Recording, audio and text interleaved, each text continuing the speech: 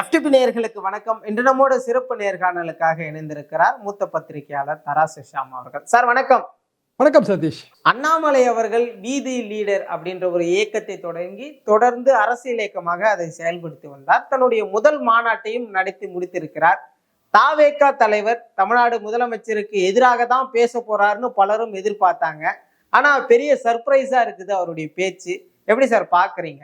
அண்ணாமலை அவர்கள் தொடங்கியுள்ள புதிய இயக்கத்துக்கு நமது வாழ்த்துக்கள். த லீடர்ஸ், அதாவது த பீப்புள்னு இருக்கிறது தான் பெட்டரா இருக்கும்னு நான் நினைச்சேன். ஏன்னா த லீடர் அப்படின்னா நாம் தலைவர்னு ஆயிருது. நாம் தமிழர் சீமான் வச்சிருக்கிறது, இது நாம் தலைவர்னு ஆயிரும். அப்படி எல்லாரும் தலைவர்களாகவும் இருக்க முடியாதுங்க. ஒரு இயக்கத்துல ஒருவர் தான் தலைவராக இருக்க முடியும். அவர் அண்ணாமலை முதன்மை சேவகர் அப்படின்னு தான் அந்த கூட்டத்தில் அறிமுகப்படுத்துனாங்க. அப்புறம் கூட்டத்தில் முதல் கட்ட அமர்வு நடந்தது. அப்புறம் 2ஆம் கட்ட அமர்வு, அதில் நிறைவேற்றப்பட்ட தீர்மானங்கள், போதை ஒழிப்பு, மரம் நடுதல், இதெல்லாம் யாருக்கும் மாற்று கருத்து இருக்க முடியாது. ஆனால் அதுக்கு ஒரு சமூக சேவை இயக்கம் மாதிரி தான். பலரும் பல காலகட்டத்தில் முயற்சி எடுத்தது தான். சிறிய அளவில் முயற்சி எடுத்திருப்பாங்க. சில பேர் மாநிலம் தழுவிய முயற்சிகள் எடுத்திருப்பாங்க. தமிழ்நாடு கவர்மெண்ட் ஜீவோவே இருக்குது. போதை ஒழிப்பு குழுக்கள் பற்றிய தமிழ்நாடு கவர்மெண்ட்டோட பழைய அரசாணை கூட இருக்குது. இப்போ அண்ணாமலை அதை கோஆர்டினேட் பண்ணி ஒரு பெரிய முயற்சியாக எடுக்கணும்னு நினைக்கிறாரு. இதை அரசியல் இயக்கமாக அவர் மாற்றணும். நீங்கள் சொன்ன மாதிரி அவர் டிவிகேக்கு தான் போட்டி. ஏன்னா அவரோட கோல் என்ன சொல்கிறாருன்னா 2031 ஆட்சி மாற்றம்னு சொல்கிறாரு. அப்போ இப்போ இருப்பதான் தாவேகா ஆட்சி. அப்போ ஆட்சி மாற்றம்னா திமுக ஆட்சியை மாற்ற போகிறது இல்லை, தாவேகா ஆட்சியை தானே மாற்றி ஆகணும். அப்போ தாவேகாவுக்கு தான் அவர் போட்டியாக செயல்பட போறாரு. ஆனாலும் இப்போதைக்கு தாவேகா மேல நேரடி தாக்குதல் வேண்டான்னு நினைக்கிறார். ஒரு பொலிட்டிக்கலா அதுக்கு ஒரு ரீசனிங் இருக்கு. அது நேரடியாக தாவேகாவை தாக்குறா ஒரு இடத்துல 2 ஓட் பேங்கும் ஒன்னா இருக்கு. அது ஃபார் எக்ஸாம்பிள் தாவேகா அவங்களுக்கு அந்த மாற்றம் இது சாத்தியமானது யாரால? 40 வயசுக்கு கீழே இருக்கிறவங்களால, மோஸ்ட்லி ஐடி பீப்புள், அப்புறம் யங்கர் பீப்புள், கொஞ்சம் ஒரு 30 வயசு 35 வயதான பெண்கள். சினிமா கவர்ச்சி இருந்தது. ஆனால் அது மட்டுமே முழு காரணம்னு நான் எப்போதுமே சொல்ல மாட்டேன். மக்களுக்கு மாற்றம் வேணும்னு நினச்சிருக்காங்க. விஜய் மாற்றத்தை கொண்டு வருகிற தலைவராக அவங்க எடுத்துக்கிட்டாங்க. திமுக ஆட்சி வேண்டாம்னு நினச்சிருக்கிறாங்க. திமுக ஆட்சியை அகற்றுவதற்கு வழக்கமாக அதிமுகன்னு முடிவு பண்ணணும். ஆனால் அதிமுகவும் எல்லாருமே டயர்டு ஓல்டு ஃபேஸாக தெரியும் போது இது ஒரு வேற இன்னொரு கவர்ச்சியான ஒரு ஆப்ஷனாக மாறி இருக்கு. மாற்றத்துக்கான சாவி யார்கிட்ட இருந்ததுன்னா நிச்சயமாக 40 வயசுக்கு கீழே. இப்போ அண்ணாமலை எய்ம் பண்ணுற ஓட்டு வங்கி அதுதானே, 40 வயசுக்கு கீழே தானே. அவரே 41 வயசு தான் இருக்கும் அவருக்கு. அண்ணாமலையவே நமக்கு எத்தனை வருஷமா தெரியும்? ஒரு 5 வருஷமா தெரியும். 5 வருஷமானா பிஜேபி தானே அவர் அறிமுகம் பண்ணுச்சு. பிஜேபி மாநில தலைவர் பதவி கொடுக்கலன்னா அண்ணாமலையை நமக்கு எப்படி தெரிஞ்சிருக்கோம்? தெரியறதுக்கு வாய்ப்பு இல்லை. பிஜேபி அவரை பெரிய அளவுக்கு வளர்த்து விடுறதுக்கு அவங்களும் செலவு பண்ணாங்க, அதெல்லாம் இல்லைன்னு சொல்ல முடியாது. இன்னைக்கு அவர் நான் பிஜேபி பி டீம் இல்லை, இந்துத்துவா கிடையாது, மதங்களுக்கெல்லாம் அப்பாற்பட்டவன்றாரு. பட் முதல்ல அவர் மைக்கேல் பட்டி அந்த பிரச்சனை எல்லாம் ஒரு மாணவியோட தற்கொலை தான், அது மதமாற்ற பிரச்சனைன்னு அவர் தான் பெரிய அளவு கிளப்பினாரு. அதுக்கு போராட்டம்லாம் நடத்துனாரு. அது பிறகு அது சிபிஐ விசாரணை கேட்டார். சிபிஐ விசாரணை நடந்து அது அப்படியான நிகழ்வு இல்லைன்னு மறுத்துட்டாங்க. சிபிஐ கோர்ட்லேயே மறுத்துட்டாங்க. அப்புறம் என்ன, அண்ணாமலை எதுல இருந்து வந்தார்? இந்துத்துவ அரசியல்ல இருந்து தானே வந்தாரு. அப்போ இன்னைக்கு ஒரு மத அரசியலுக்கு அப்பாற்பட்டு தன்னை காட்டிக்கொள்ள முயற்சிக்கிறார். அப்படின்னா எல்லாத்தையும் நீங்கள் கூட்டி கழிச்சு பார்த்தீங்கன்னா அது தாவேகாவுக்கு மாற்றுன்னு தானே எடுத்துக்க முடியும். அண்ணாமலை தாவேகாவுக்கு தான் போட்டி. இப்போதைக்கு அதை களத்தில் சொல்ல அவர் விரும்பலை. ஆணவத்துடன் யார் ஆட்சி செய்தாலும் மக்கள் அவர்களை விரட்டி அடிப்பார்கள் அப்படின்ற வார்த்தையெல்லாம் பயன்படுத்துறாரு. இது திமுகவிற்கு எதிரான நிலைப்பாடு தானே நம்மளால புரிஞ்சிக்க முடியுது. ஆட்சியில இல்லாத திமுகவுக்கு எதிரான நிலைப்பாடு எடுத்தா என்ன, எடுக்கலைன்னா என்ன? திமுகவோட இன்னைக்கு பிரசன்ட் ஸ்ட்ரென்த் என்னங்க? கூட்டணி கட்சி எல்லாமே போயிட்டாங்க. திமுக ஒரு சில தேமுதிக இருக்கு, சிறிய கட்சிகள் இருக்கு, எல்லாமே சேர்ந்து ஒரு 50+ எம்எல்ஏக்கள் கையில் வச்சிருக்காங்க. திமுக கூட்டணியிலிருந்து போனதுல காங்கிரஸ் 5, முஸ்லீம் லீக் 2 7, விசிக 2 9, எல்லாமே தாவேகா அணியில் இருக்கு. அப்போ தாவேகா அணியில் நாளைக்கு இடைத்தேர்தல்களையும் அவங்க வெற்றி பெறலாம், பெரிய அளவு கூட வெற்றி பெறலாம். அப்போ ஒரு 120 125 இடம் பெறக்கூடிய அளவுக்கான வாய்ப்பு வசதி தாவேகாட தான் இன்றைய தேதிக்கு இருக்கு. அப்போ திமுக எதிர்ப்பு அரசியல் இனி பண்ணி என்ன பயன்? தாவேகா எதிர்ப்பு அரசியல் தானே பண்ணணும். ஆனால் கோடி கட்டுறாரு. இப்போ கடன் வாங்குவாங்க, இவங்க கடன் சுமைன்னு சொல்றாங்க. ஒரு ரேஷன் கார்டுக்கு இவ்வளோ கடன் சொல்றாங்க. நான் எழுதி வச்சுக்கோங்க, இந்த வருஷம் 50,000 60,000 கோடி ரூபா கடன் வாங்குவாங்க. 5 வருஷம் ஆட்சி முடிச்சுட்டு போகும்போது இத்தனை லட்சம் கோடி ரூபா கடன் இருக்கும் அப்படின்னு அண்ணாமலை நேற்று பேசும்போது சொன்னாரு. இருக்கும். என்ன காரணம்னா இன்னைக்கு தேதி நம்ம கடன் வாங்காம அரசியல் பண்ணவே முடியாதுங்க. நிர்வாகமே பண்ண முடியாது.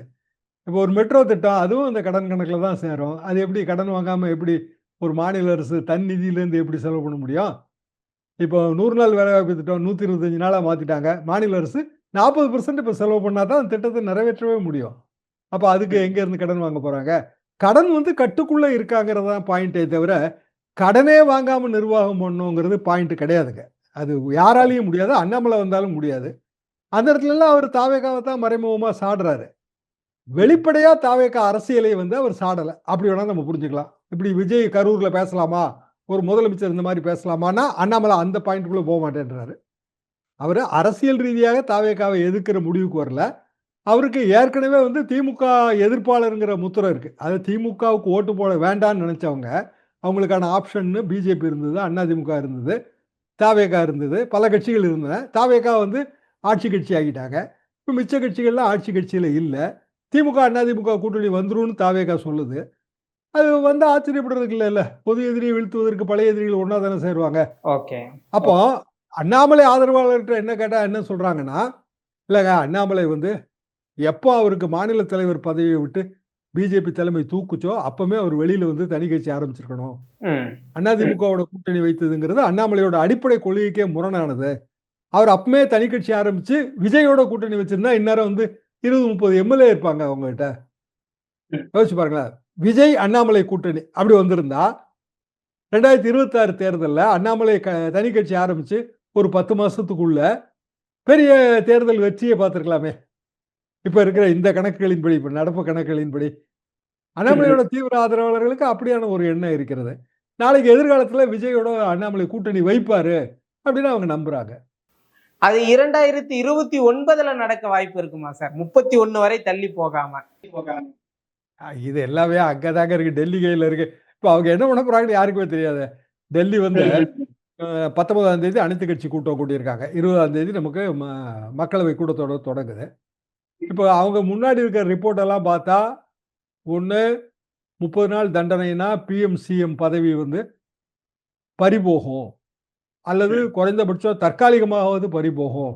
இது கண்டிப்பா வருது. நல்லாவே தெரியுது.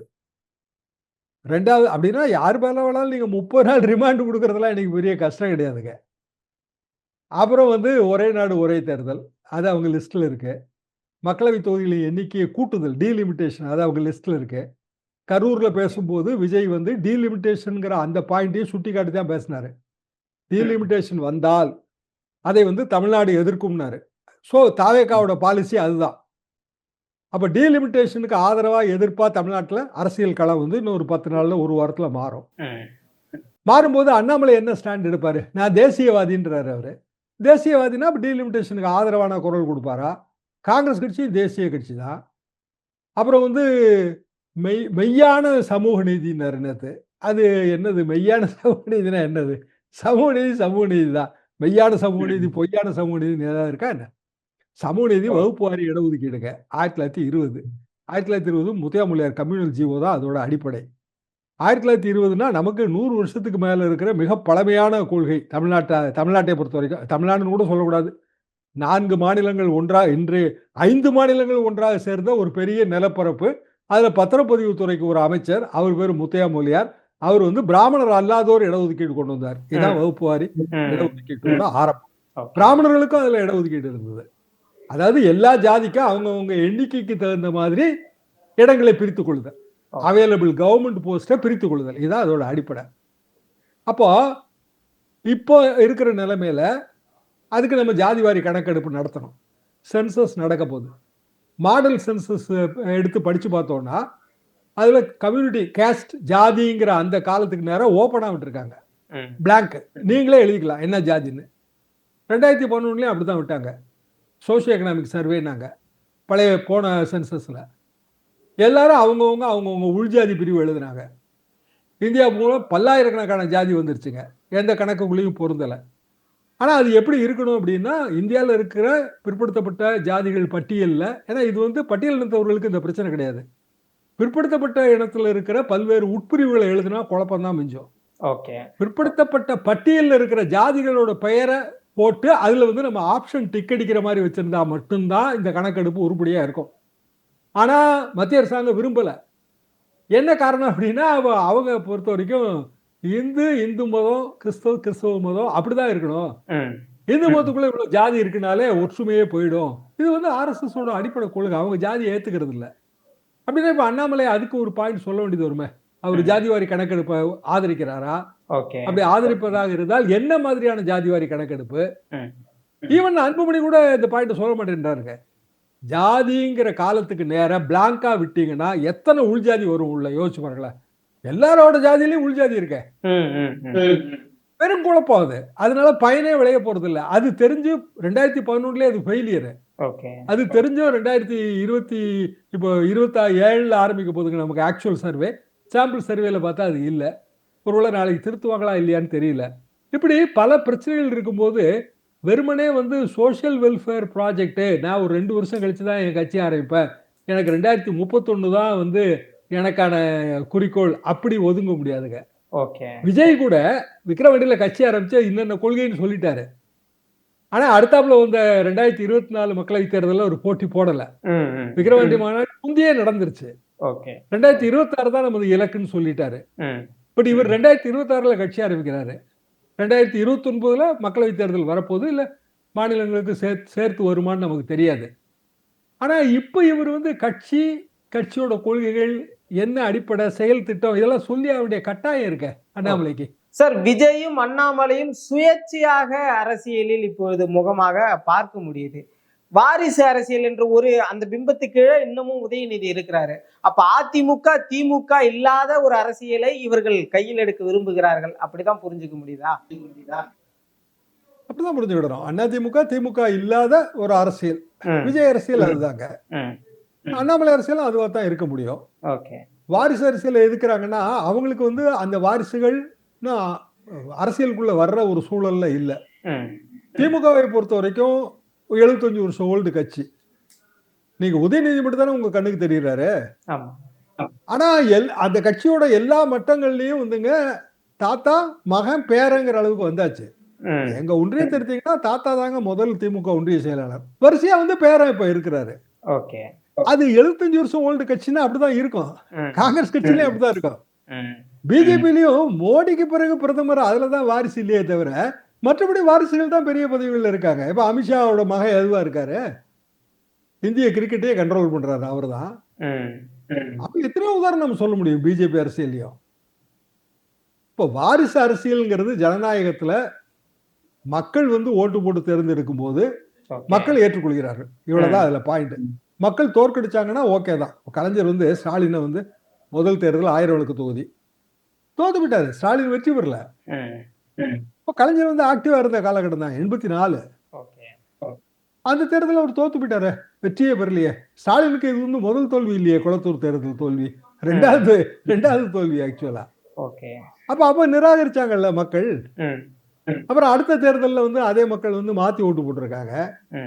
சரி, மாற்றம் நடந்துகிட்டே தாங்க இருக்கும். இப்போ இளைய தலைமுறை தான் மாற்றத்துக்கான சாவின்னா, அப்ப நாங்களாம் என்ன நேரம் பிறக்கும் போதே வந்து வயதானவர்களா பிறந்துட்டோம். 67 எப்படி அண்ணா ஆட்சிக்கு வந்தாரு. தொடர்ந்து காங்கிரஸ் அமைச்சர்கள் அவங்க முகங்களை பார்த்து பார்த்து செழிச்சு போச்சு. அவங்களோட பேச்சை கேட்டு கேட்டு புளிச்சு போச்சு.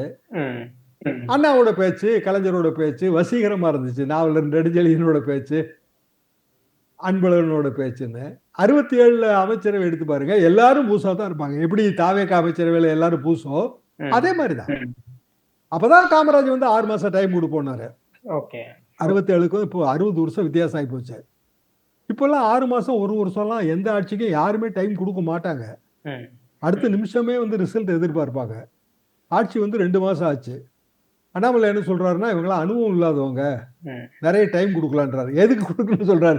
அவர் வந்து அவரோட கட்சிக்கு பேரெல்லாம் சூட்டி அவர் வந்து செயல் திட்டம்லாம் வகுக்கிறதுக்கு அவருக்கு டைம் தேவைப்படுது.